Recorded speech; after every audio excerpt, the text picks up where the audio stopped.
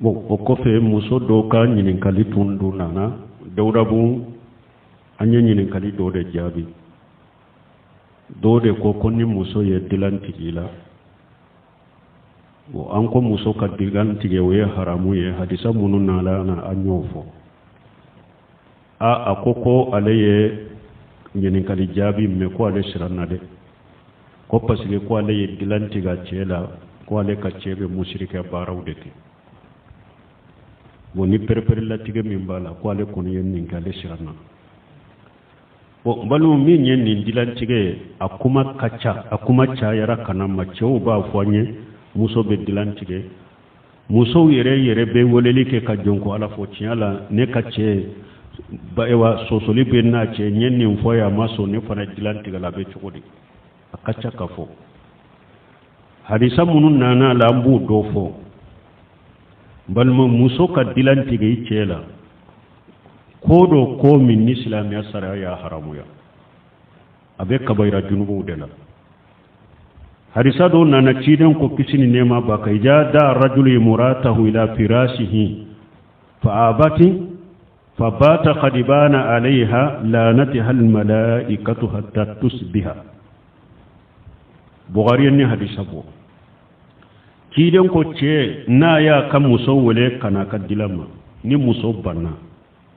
كنا تشي ما كدلنا تشي شيرا ادميلم be muso koro malikiyaw de be muso yindanga fokata duguje ni hadisa be bugari kono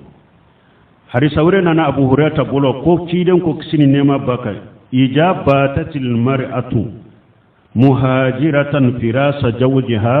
lanataha al malaikatu hatta tarji'a ni fana be bugari do kono ciden ko muso ni e shirade e bannembe i ce kadilama i bannembe ce bolo dilana i shira o cogo de la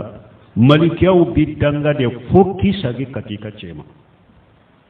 yadu harisa fulo in kode ku bi danga fokata sogoma harisa fulo nye munyira sogoma tere fokki sagi cema ki yere dama dilana nimo ke malikiyaw bi danga harisa wure na abu hurata bolo ako wallazi nafsi biyadihi ma min rajuli yadu imratahu ila firashiha فتاب عليه إلا كان الذي في السماء ساقط عليها حتى يرضى عنها ni hadisa be muslimu kono ciden ko kisini nema baka kon kalna nim masay nimbe musammin bolo ce site na ba kam muson wole kana ka dilamma ni muso be ba bolo fo musammin be sanfe o be dimi muso yin koro fo kata ce inje muso koro masami be sanfe ceo ce na ya ka muso wole kana ka dilamma de muso banna bolo fo kata ce ni sonja ka je muso yin koro ala min be sanfe diminen be muso yin koro ni fana hadisa do muslim kono hadisa wure nana wa yataliq ibn ali ka hadisa ko ala ka ciden ku kisin nema baka ijan ar-rajulun da zawjatahu li hajatihi faltatihi wa in kanat ala tanuri cide sallallahu alaihi hadisa be ewa turmiji kuna albani ya la saha ciden ko ce na ya kan muso wale kana ka haju ma yin muso ayi wale koi kana ka haju bila ciden ko ta segere harin ni be gabu de kono bila harin ni be gabu de kono ibe tobilila ni ce yi wale kana yire ma ka haju dola ciden ko ikata jabi wala balmon ni hadisa koso a haramu ya renjo muso ikadilan tige icela ko dama do bala ko folo munye hadisa dola malikaw bidanga fo soma hadisa dola malikaw bidanga fo katisa hadisa dola ala diminen bi koro fo kati teje koro donc ni nya yira nin ko dama do bi kan ni nya haramu ye kele fulana don ke bawu ya yira muso na ye dilan tiga cela ikanna fakati binna ka boka adagara fana kan na fakati tige aben na fakati min kila ka tige parce que fuqaha bolo na fakati min beke muso ka abe ki kan ya be damu min ke ni yere ni yo tigala doro ifana kan nafaqati binna ka boka fokati iso adagara fana ka kan nafaqati tigela kele fulanna muso na ye dilantiga cela ordu babolo ni muso fula sabanani babolo akaye ka sobila iyere de yika dombi muso na ye dilantigi cela de ni kelenta bolo duguni ka bagaw ko iyere yika dombi adagara akika shi doyi akana shife yere aka muso wore min bakata siafe nin ko damado balade ni ye dilantige icela nin ko damado o bika o doni ke bawo ko dilantige be daga muso ye wakati juma dilantige be daga muso ye wakati juma o ko ce ker ala sosole chogo parce que muso do ba fo de nce be ni ala soso de ke ani wali muso de be nyon fede abe jeneya de kede abe ninde aka do fana muso ka sereya temina jeneya la ka jeneya sabati cheka hari muso keme de cheye jeneya la sariya te jeneya sabati mo ka ni au ka sereya aha muso ka sereya temina fil hudud muso ka sereya temina ka jeneya sabati mo ka silamiya sare kono chenani o de be sereya sabati mo ka ni hari ni muso keme de ko anye cheye jeneya la silamiya sariyate jeneya sabati cheka janko ekele ema ye yere sobi ni sikaw ni fewunduro ate daga ka dilantige yi chela ala soso kama don ke ko yofo kon chebe ala soso dola ate daga ka dilantige chela o kama de ala soso kama de ni be saka konan jiya minke cheye ibo konan jiya de kai ka bilasira me ka kune ke ker ala soso le be dilantige la wote daga ala ko cede ka dilantiga ela niye ala soso be ya soso na te daga eke dilantiga cela ko ye ala soso parce que doni ke ko eta ebe dilantiga la mun kama ko ne dilantiga la de pour anasaka ko bon ni don nasisa ha inkar le munkari wotewa donc inkar le munkari ni ebe pendo ke pour ka ko ne don nankariya korosiri ke yala ebe minke ni o manjugu ni o tena ni fenye min ka juga be minna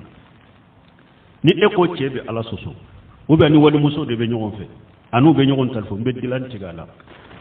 ni ama esoro e de ba kono sokoro aka halala ama esoro e ta be jeneya de ke muso ko nana ne yire tigala na tara jeneya ke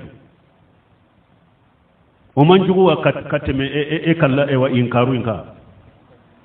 o ka juguno kele afula ni muso be ninka chela ko ya la so be dilanti gala korosili ke ika che jogo ibi che bolo chogodi ikanu ba bolo chogodi aka dina be chogodi aka jogo be chogodi ninye dilanti gala be laba chogodi o be koroside parce que rijalu qawwamun ala nisa e kera chogo ale de joba eka ale de kam marabe eka marata ale kade eka marata le kare ni muso ni ko ibe harin ninke mba kere pura ka ko jugo imbila koroshide jate minake ko sobe ha